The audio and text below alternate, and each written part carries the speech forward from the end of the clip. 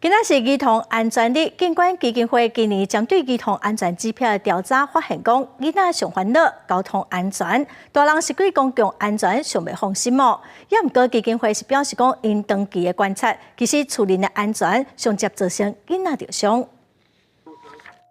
台南前一阵仔发生3岁妹妹甲妈妈骑斑马线过车路，遭车弄死的代志。5月19日是全国儿童安全日，警管儿童基金会有做一份调查，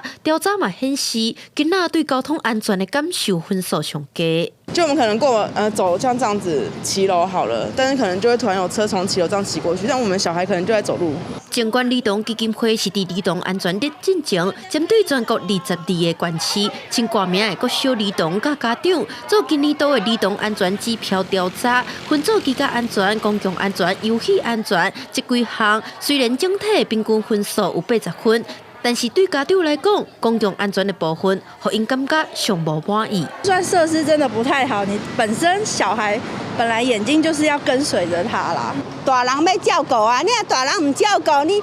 搁较安全嘛无用啊。家长拢较要意交通安全、公共安全，虽然这部分较是有进步的空间，不过基金会嘛讲，对实际上发生事故的统计来看，厝内才是上无安全的所在。 家长感觉讲，公共场所就无安全的，啊，不过阮实际上看到的是，